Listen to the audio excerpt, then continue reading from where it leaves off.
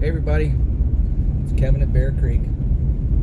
It's February 27th, 2020, 2021 I should say. Beautiful day. It's about 50 degrees outside. Rare that we get these days in February, so this is what we call an early tease of spring, but winter will come back and bite us a few more times, I'm sure.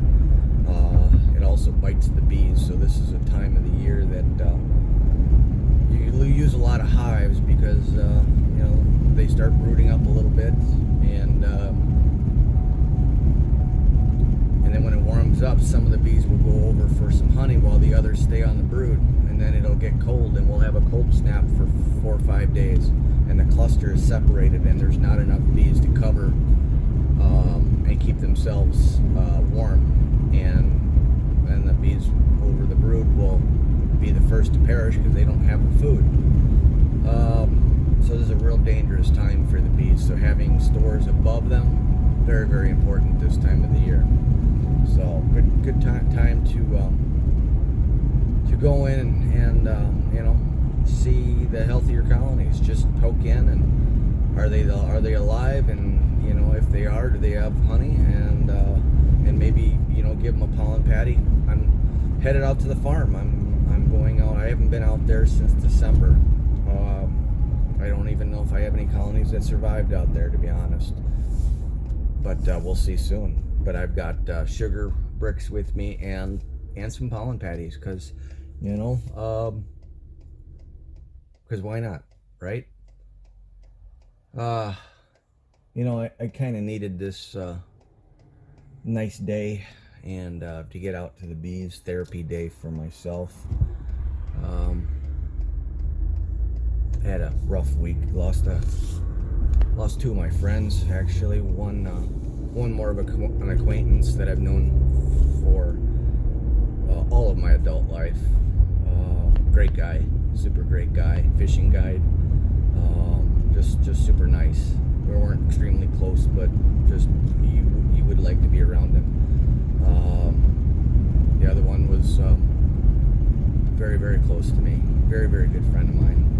My hunting buddy. We duck hunted, deer hunted together for many, many, many years, and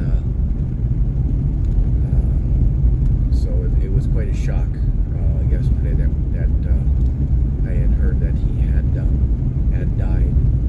This COVID thing. It's not just the COVID. It's the lack of work. It's the depression that you get in. He didn't have COVID, but when the COVID came out last year, he took time off of his work because it scared. The news scared him. He didn't want to catch it, so he hunkered down in the house. Well, it's middle of winter up in northern Wisconsin, and there's not a lot to do. So what do you do all day? What is there to do? You drink. And he got into a little rut of drinking and depression, and pretty soon he didn't want to go back to work. That's all he was doing was, drinking and hiding out. And when you're his friend, sometimes you just gotta listen to him. I wasn't his mother. I tried not to, talk down to him or anything like that when I saw what was happening. That he was spinning downward. Do I have regrets that I didn't say anything? I was there, always there, if he needed me, but he wasn't the type to ask for help ever. And he wouldn't have taken it even if it offered, even though I did offer it, to have him come stay with me.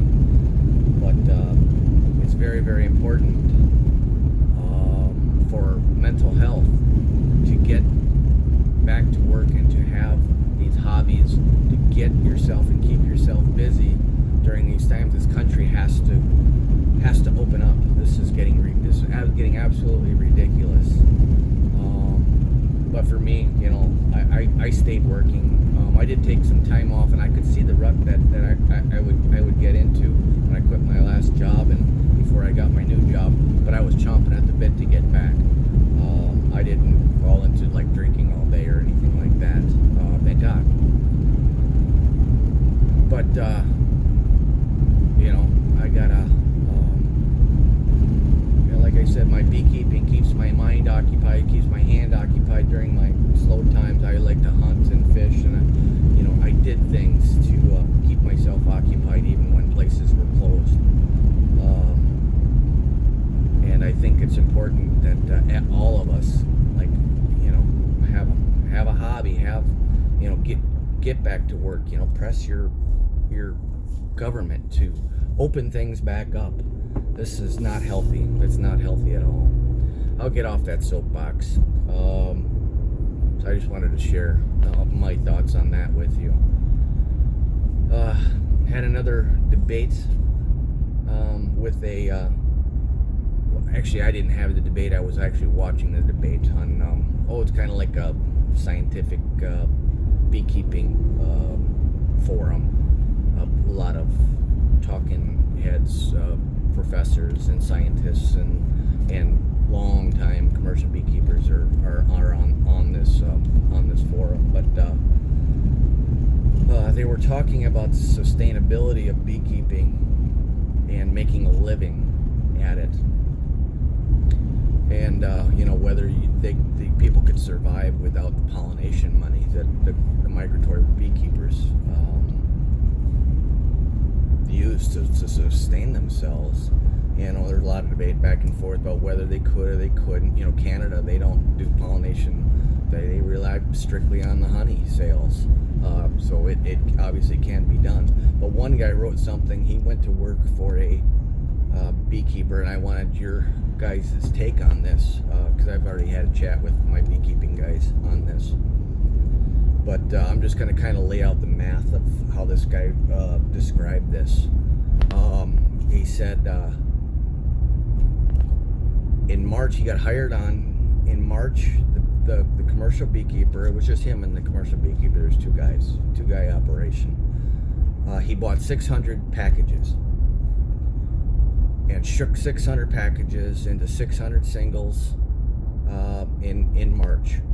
By mid-May, they took the strongest of those packages and they split those in colonies. And by the time the honey flow came, they had 820 production colonies. Now, you figure they had 2-pound packages, 600. Even if they spent, $100 a package for 2-pound packages, that's $60,000. So maybe they spent $110. So maybe it's $70,000, something like that. So his initial investment was $70,000. So now he's got 820 hot production colonies.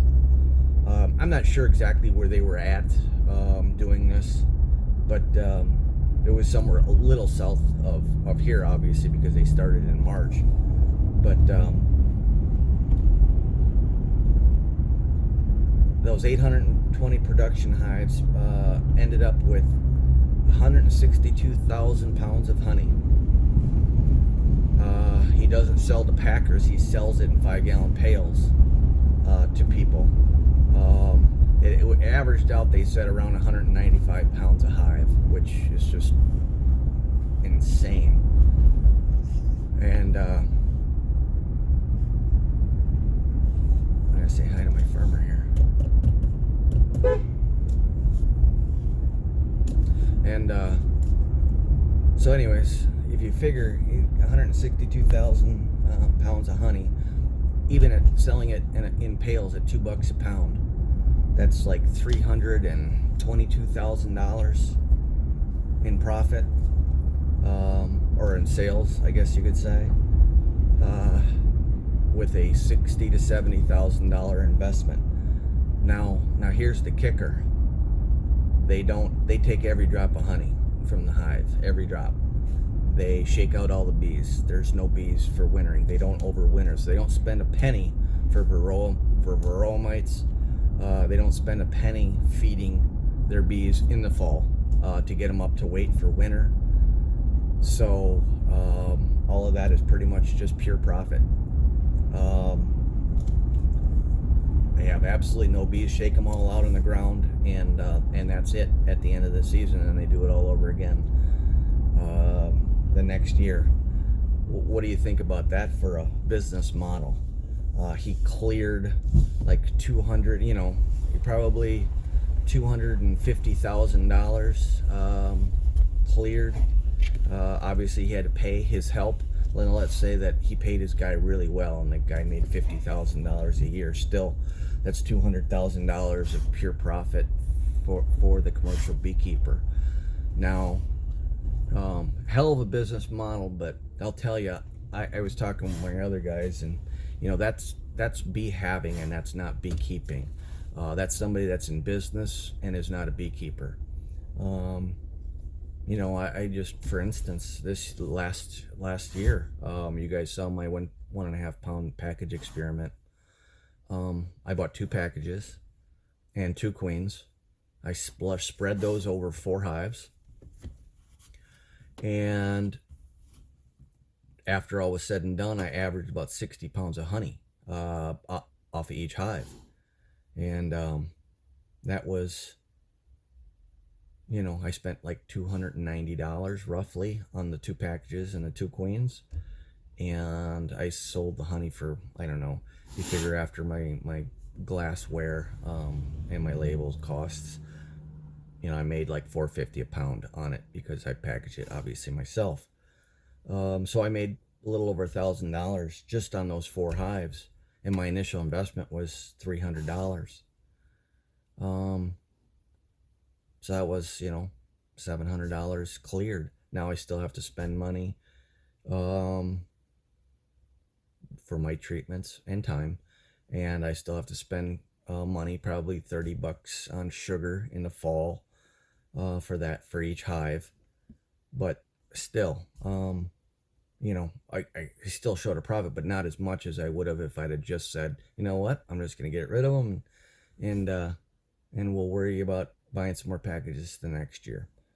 I enjoy the experience of beekeeping and the Rubik's Cube of the bees, and trying my hardest to try to figure out my best scenario for keeping bees in the winter here in Wisconsin. Now, could I just go buy packages every year and still make money at this? Absolutely, I could. But that's not why I'm in this. That's not why I'm doing what I'm doing. I really do enjoy beekeeping. Not so much the getting stung part, but I really do enjoy beekeeping. So anyways, I just thought that was food for thought for you guys to debate and tell me your thoughts on some kind of business model like that. I mean, I'm sure you could do the same model for, buying those packages and selling nukes instead of honey at the end of the year, or raising bees.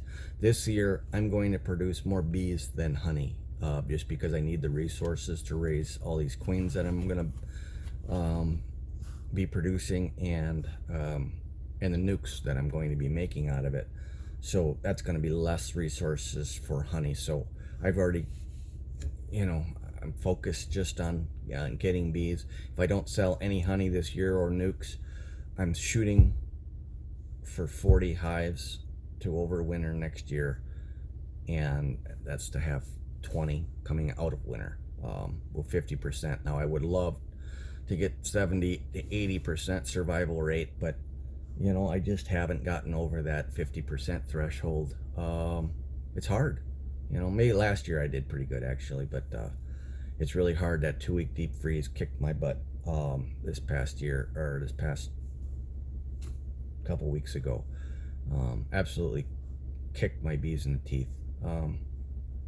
So got to do something about protecting them a little bit better. Bunching them together probably is the best way to do it. Sliding them all together to protect them. But anyways, I'm out here at the farm. I'm actually going to show you my new apiary. I'm just going to kind of scout it out here. This is going to be my nuke yard, actually, for not my mating nukes, but just my nucleus colonies. And I was given this field by the owner. You know, the edge of the field by the owner to set up nukes for. He's a wildlife biologist, so he wanted bees out there. He's not far from my farm, which is just down the road too. So my drones here will be able to make my mating nukes, which are going to be up on the hill over there. The tallest hill in my whole county is actually right behind me here, and I have a funny feeling that that might be a DCA because it's got an open gap in it, and that might be my drone congregation area. So it might be a good place to line my queens down the fence row down there and have the DCA like not far away, so the queens don't have to travel far. So we'll see if I can find the DCA by listening to the drone. That's where it comes from, apparently. So yeah, I'm just going to show you my little apiary, and I have to kind of, I'm scouting it so that I kind of get a game plan of how I'm going to set it up. You know, am I going to use cinder blocks, you know, and have it on boards on cinder blocks in a row, or just put them on the ground, or on pallets, or what? So I'm going to go over there and take a look. So let's go over there and take a look. And just so you know, yeah, this is kind of the road coming in, and you literally can see the field right there. But after the crop goes up, you won't be able to see my hives at all. But yeah, I'm gonna be tucking them right in that corner right over there, right between those two fields. That's the north face.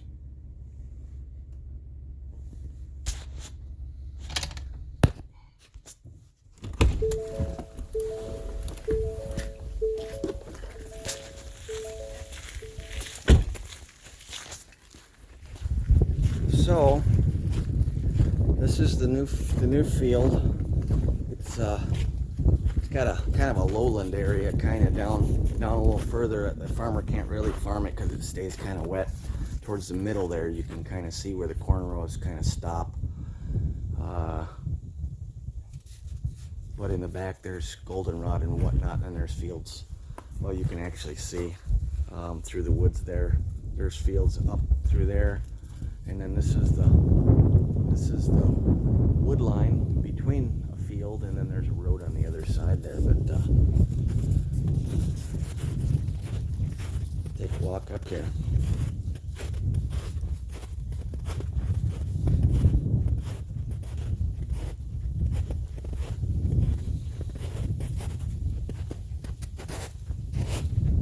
So yeah, this is where I'm going to be putting my nukes. Is right along this little line right here. This little taller grass right along the edge. Just trying to keep out of the farmer's way. You know, his road is probably like right here, I think.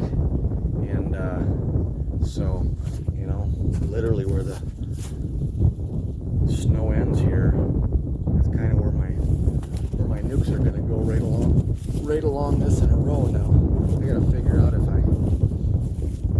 I put them in a long row, I got to protect them from, you know, an electric fence. It's not really a square area or anything like that, but you got to be grateful to land for a long way to do this. So it's relatively flat, which is good. I'll have to come over here with the weed whacker and brush it out, but I think I'm going to go with those landscape timbers, and just up off the ground, and you know, off the ground about 4 inches or whatever. And this would be a good place to overwinter. You know, there's a little slight hill there, so it's good windbreak right there for them in the winter.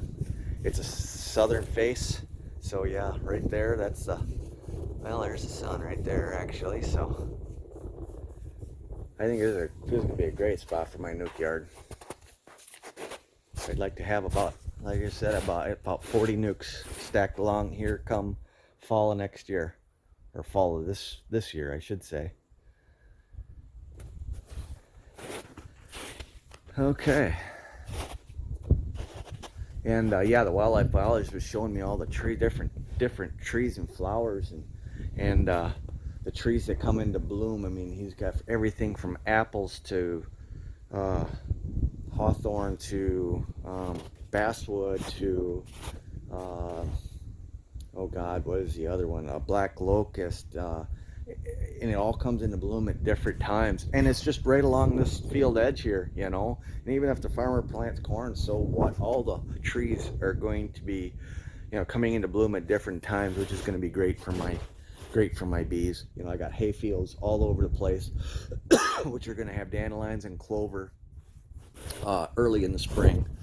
And I don't know what the farmer's plan. He might plant corn again here this year. I don't know if he's going to hay it or plant corn again. I'm not exactly sure. He does rotate, but sometimes they do corn like a few years in a row or something. So we don't know. So yeah, let me know what you think of my new apiary here.